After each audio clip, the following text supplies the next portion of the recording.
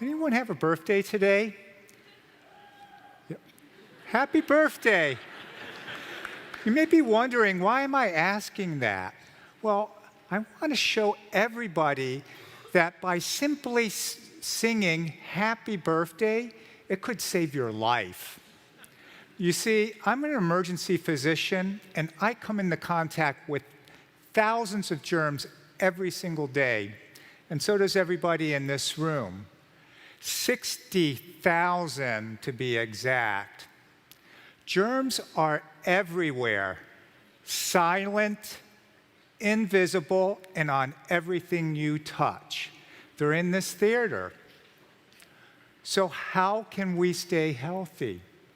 Well, first you got to understand that 80% of all infections are spread by hands. How? Well, we're touching our face about 16 times an hour. Ample opportunity to inoculate ourselves, since our eyes, nose, and mouth are the pathway of entry for most germs into our body. So I know what you're thinking. Well, I already washed my hands. Well, let me ask you this. How many of you washed your hands after your last trip to the bathroom? It turns out that half of you are lying. And gentlemen, you're the worst offenders. And the half that do wash their hands, 95% aren't washing their hands properly. That simple pass of hands under the faucet or a quick rub with an alcohol gel won't do it. You might as well not bother washing your hands in the first place. Take a look at this. I want to show you something really interesting. I have on my hands Germ Glow.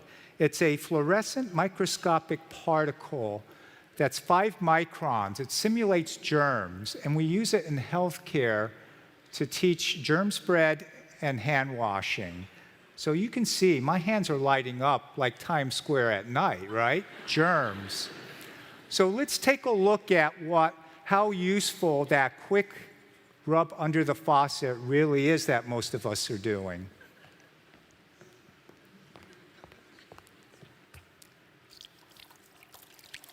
I know, I see this all the time, right? The quick 1-2. All right, let's take a look.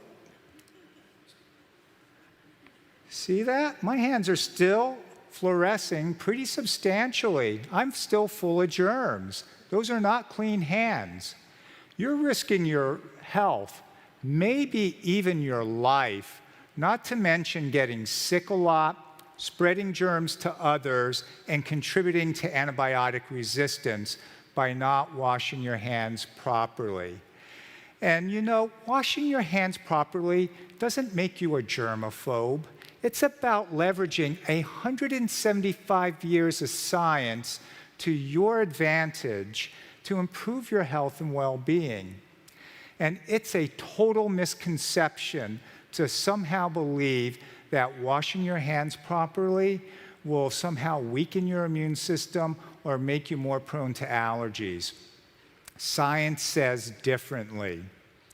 Washing your hands correctly can save your life.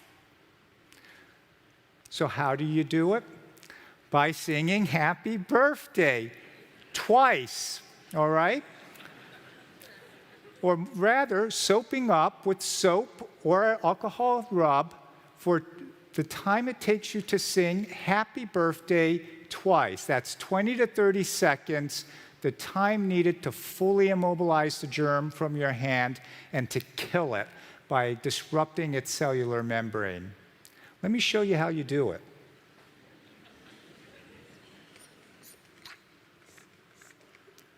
Get some soap and get a good lather going.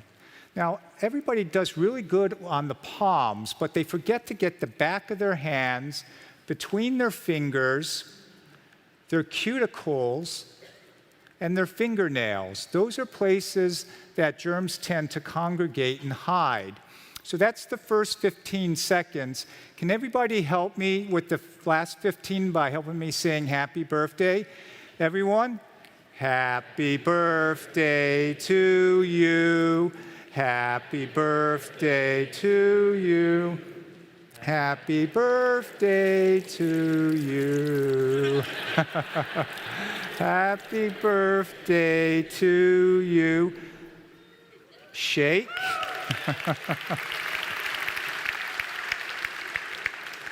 All right, let's take a look at this.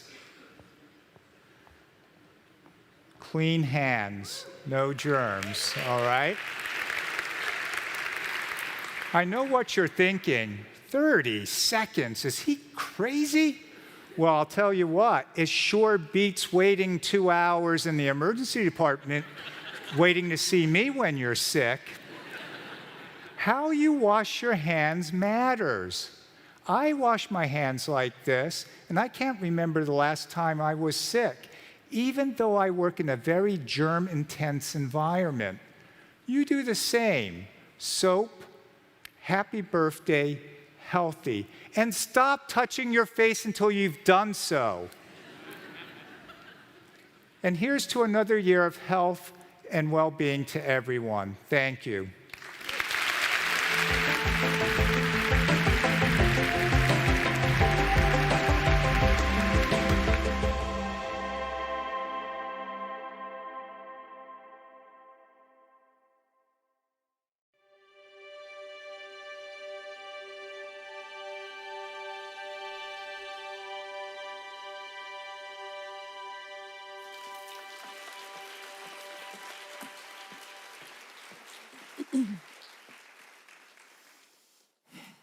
Have you ever Googled how to lose belly fat fast?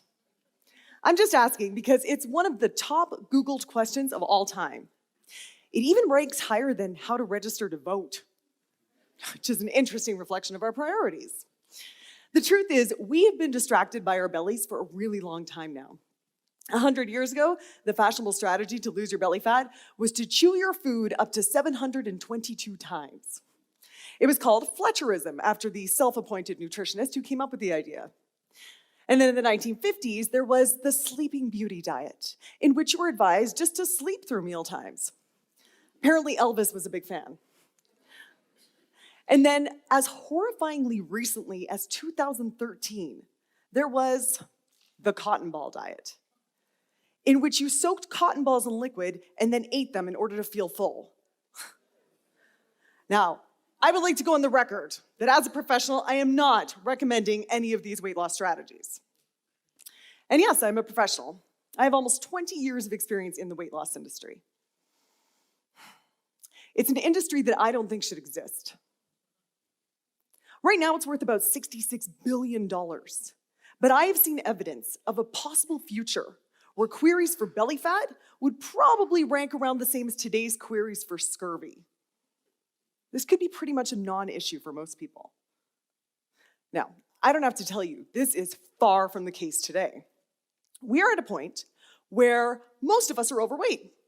And I'm not even talking about a little muffin top over your skinny jeans. I'm talking about the fact that worldwide obesity rates have tripled since 1975. Our kids are getting type 2 diabetes.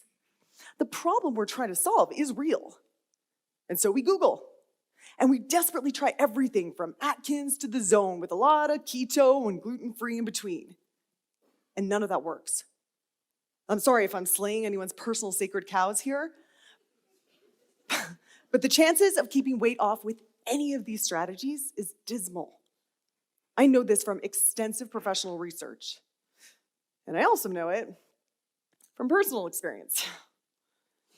Like so many women, I had spent most of my life trying to lose a couple of pounds, you know? I lived on that weight loss roller coaster, you know, where you'd find this new thing that has a bunch of pseudoscience to back it up, coconut oil all over everything, carbs be damned.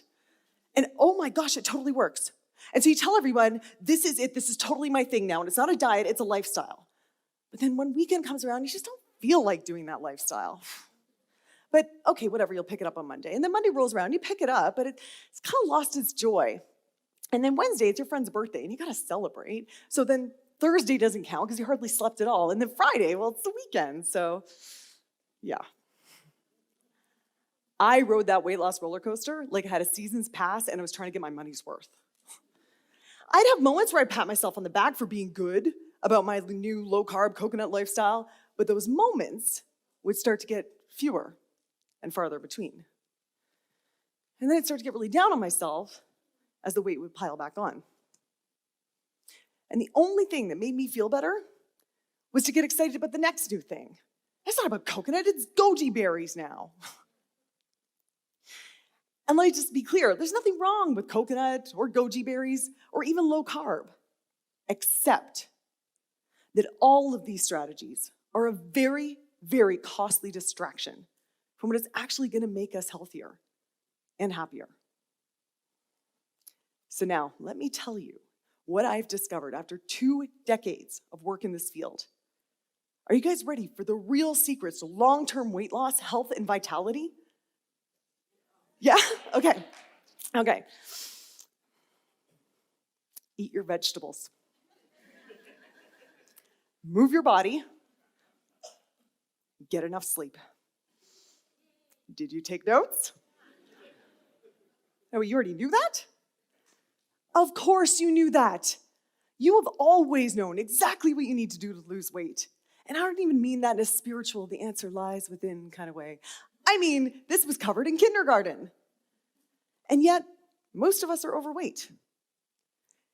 It's not that we don't know what to do. We just don't know how to make ourselves do it.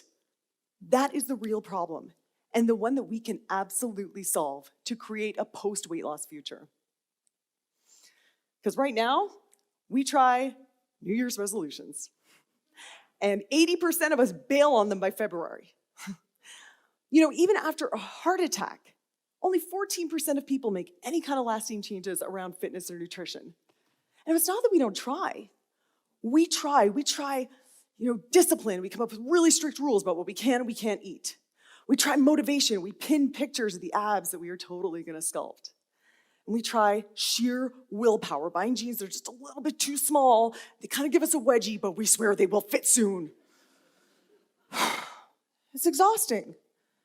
And that is why discipline, motivation, and willpower are never gonna work. They eat up enormous energetic resources. So as soon as anything else happens in your life that requires a little extra energy, you get a big project at work, your kid gets sick, you don't have the extra energetic resources for your discipline, motivation, and willpower. And the truth is that if we are gonna create a future where no one's even worried about weight loss, this needs to be effortless. As effortless as picking up your phone when you get a text, as brushing your teeth, covering your mouth when you cough. We don't need more discipline, motivation, and willpower. We need habits. Now, before I go on, let me warn you about something. Sometimes when I say the answer is habits, people tune out. Because it's not as sexy as the cleansed diet that celebrities swear by. As a culture, we love the idea of having a dramatic weight loss and then just wiping our hands on our jeans and being done with that project. But that is not how success works. Aristotle said, "We are what we repeatedly do." Excellence, then, is not an act, but a habit. Expecting to go on a strict diet, lose a ton of weight, and then just maintain that weight loss is about as unrealistic and statistically unlikely as your retirement plan being to win the lottery, quit your job, and live off the interest. It's a great fantasy, but it's a pretty dumb plan.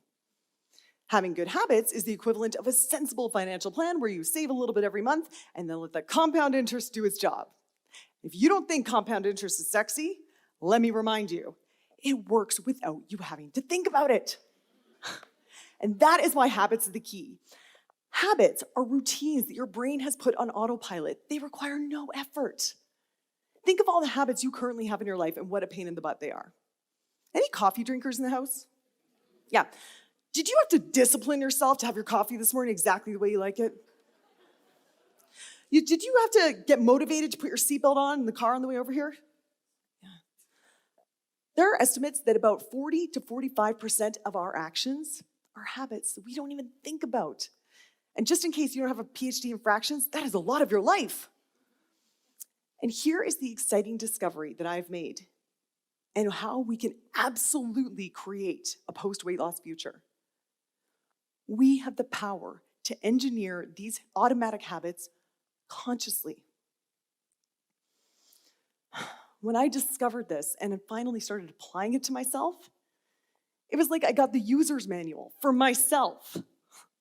My whole life I'd been operating on the quick start guide, and it wasn't really working. Here's what you need to know.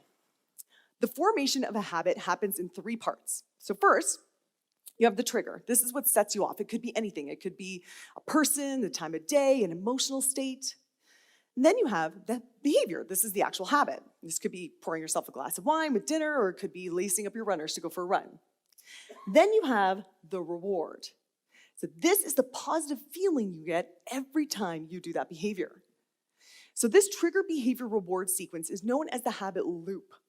It's a loop because every time you get that reward, you're strengthening the relationship between the trigger and the behavior. And just a reminder, this is a loop that's running about half of your life, whether you realize it or not. So let me tell you a story about how this plays out in real life and how it might be affecting your belly.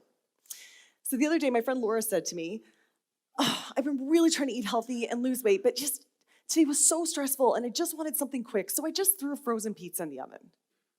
Okay, who here has had that day? When you've had a stressful day and you just want something quick? We've all had that day. But the problem is, when you think about it, this makes no logical sense. A frozen pizza in the oven takes about 20 minutes to cook. And that's after the oven preheats, which takes approximately 5 lifetimes when you're hungry. On the other hand, heating up some vegetable soup takes 3 minutes. It's not that Laura didn't have the time. It's that she had had a stressful day and she didn't have the energetic resources to do her discipline, motivation, and willpower. So she reverted to what is her stress habit loop. Trigger, stressful day. Behavior, eat pizza. Reward, a feeling of treating herself after a busy day. And we tell ourselves, I need more time. But really, we need better habits. To cultivate better habits, you need to become aware of your habit loops. What is triggering you and what are the rewards you need? When you get the 3 p.m. cookie craving? You know what I mean. What is the reward you're looking for? Do you need a little energy boost? Do you need just a break from work and have a little distraction? Or do you need to feel treated and a little self-love? This is inner work that only you can do. And this time, I do mean it in a spiritual, the answer lies within kind of way. People approach me all the time because I'm a fitness expert. They think like I have a magic meal plan or something. And I can certainly tell you to replace your cookie with carrot sticks. But if carrot sticks don't give you the reward that you need, we're on a countdown until your willpower runs out. And science says that it will.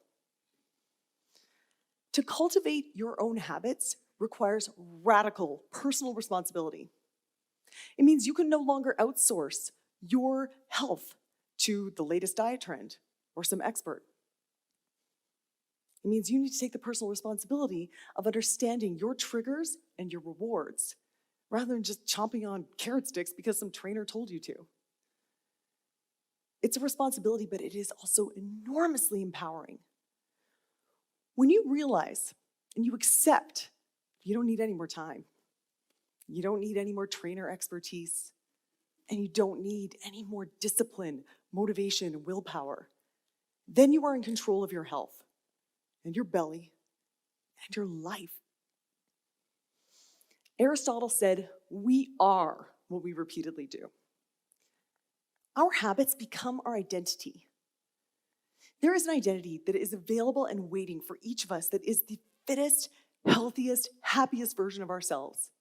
The version that automatically and effortlessly does these simple, healthy habits that we've all known about since kindergarten. The version that never even thinks about weight loss. That future is real and it can be created. What you've got to do is ignore the distraction of the next diet trend. Join me in stepping off that weight loss roller coaster, because that cycle is contributing to the obesity crisis and it's making people feel so bad about themselves that they consider eating cotton balls. Join the movement of thousands of people who are consciously choosing habits that make them feel good. Because once we all start finally feeling good, we're going to start Googling things that are much more interesting than how to lose belly fat fast. Thank you.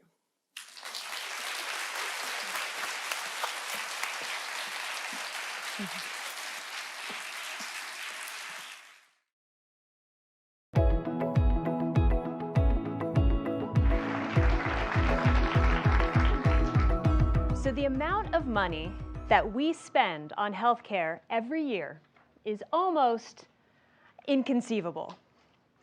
We spend about $316 billion on cardiovascular-related costs, and then another $327 billion on costs associated with diabetes. Last year, we spent over $11,000 per person on healthcare. And now the irony of this is that most of that money is actually going to sick care, not to things that help us with healthy behaviors or for wellness. So what are we buying with all of that money? Is it good health? Is it maybe a long life expectancy? Do we actually have more vitality and resilience and endurance than citizens of other countries that spend significantly less than we do on healthcare every year? Unfortunately, no. Actually, not only no, but hell no. Now, growing up, I actually didn't want to be a doctor. What I actually wanted to be was a shaman. More specifically, what I wanted to be was a healer. I wanted to care for the physical and the mental and the emotional and the spiritual health of my community while living my life ensconced in that web of relationships that makes up a tribe.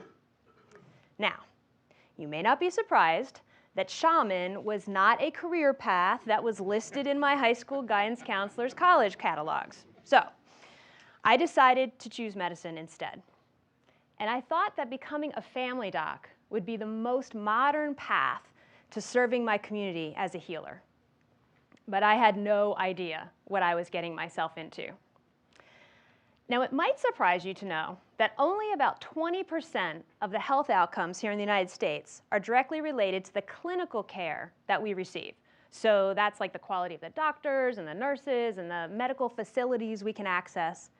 The remaining 80% is directly related to our own health behaviors, socioeconomic factors, and the impact of our physical environment. So the chronic disease epidemic that has really emerged over the last 50 years, including cardiovascular disease, diabetes, cancer, dementia, these things can really be attributed to the cumulative effect of our lifestyle choices that we make every day. For the most part, these diseases happen by choice, not by chance. And unfortunately, all those pills and procedures that we use to try to combat them, it might slow down this impending train wreck of disability and disease, but it rarely is able to bring us back to a state of resilience and well-being.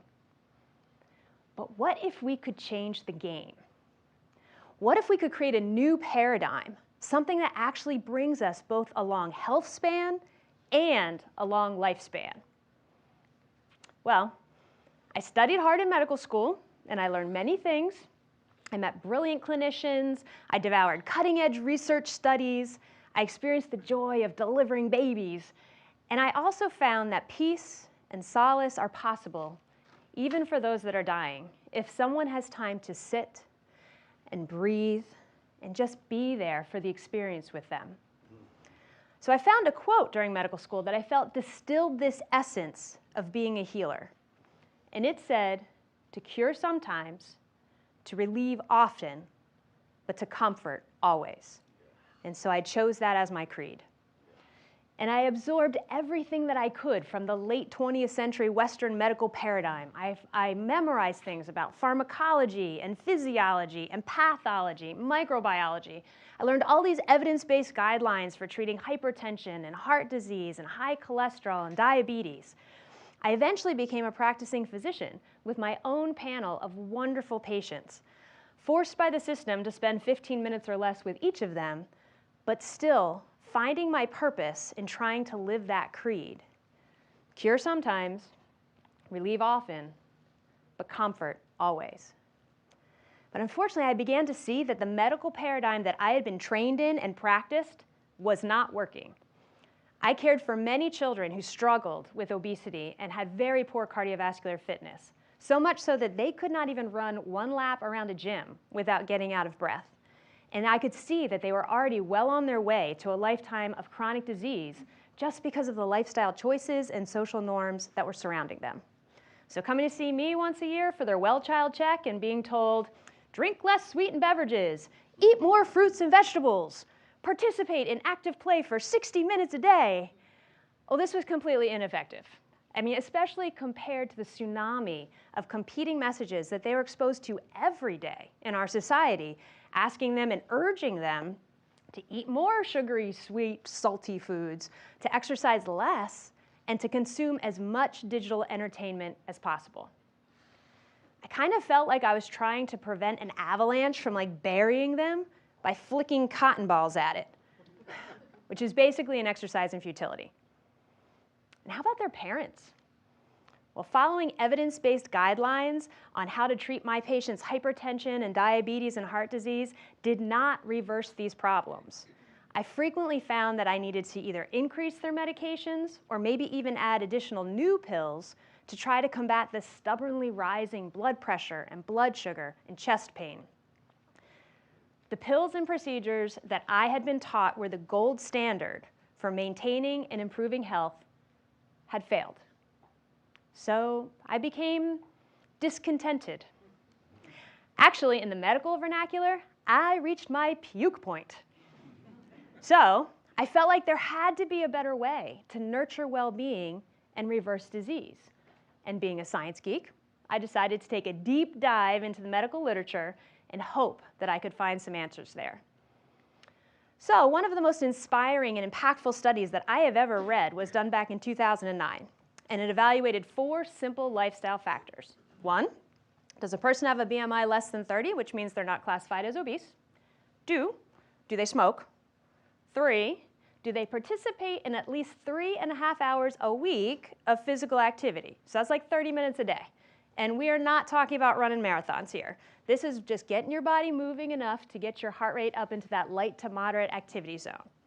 And then 4, do they eat a predominantly diet that has fruits, vegetables, and whole grains with low red meat consumption? So I'm not talking about a vegan diet here, or not even a vegetarian diet, but an unprocessed, predominantly plant diet. And what they found was shocking.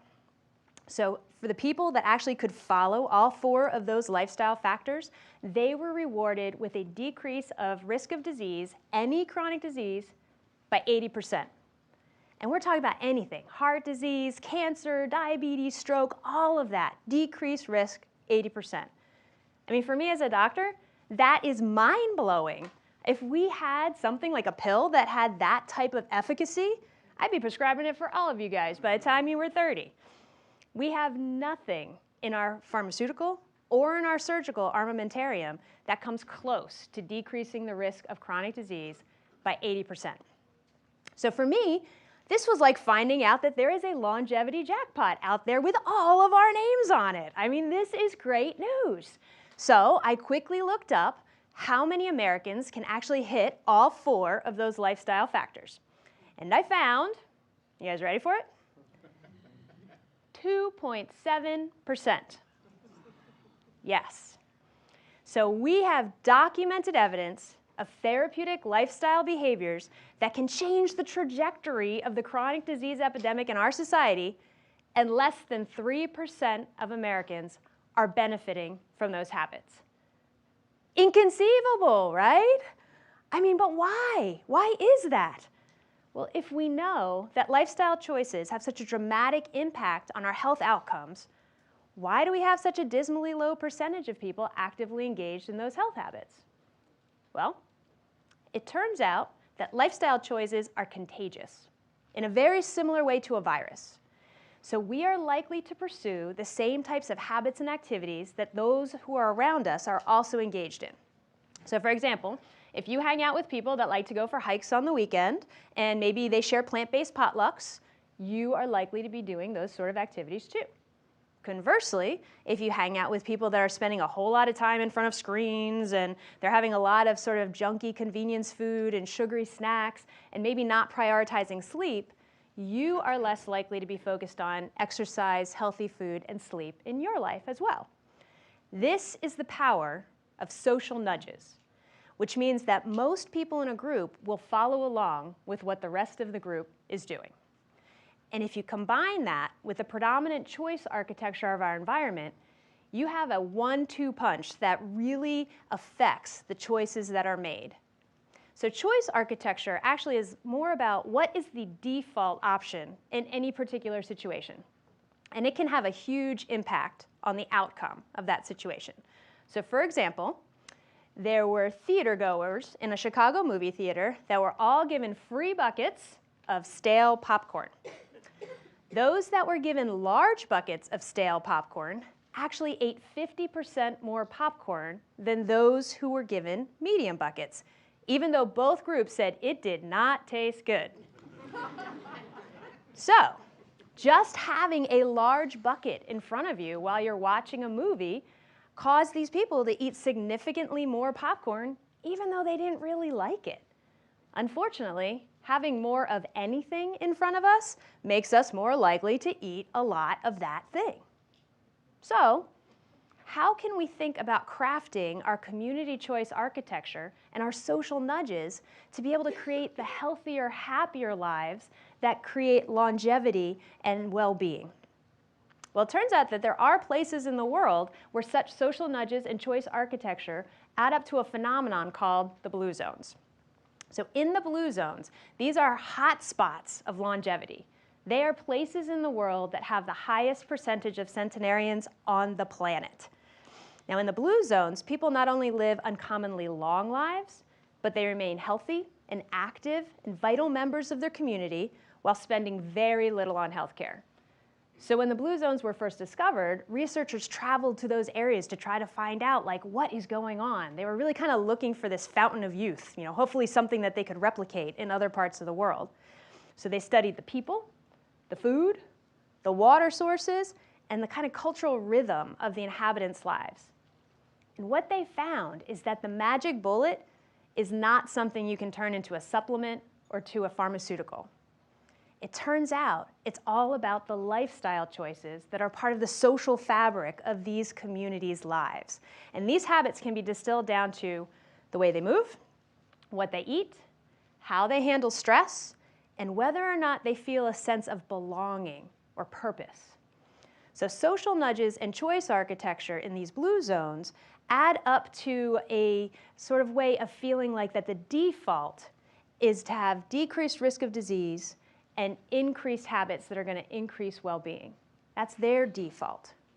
So what would happen if we sort of followed this lifestyle prescription here in America? Could we become a blue zone? Well, luckily, we have some really amazing lifestyle medicine pioneers who have showed us what is possible if we choose to change our habits. So for example, 8 out of the top 10 things that kill us are actually directly impacted by our lifestyle choices. So let's talk about our number 1 killer, which is heart disease. Heart disease is the most likely thing to kill anyone sitting in this room. There's over 600,000 deaths from cardiovascular disease every year in this country, so that's about 1 person every minute.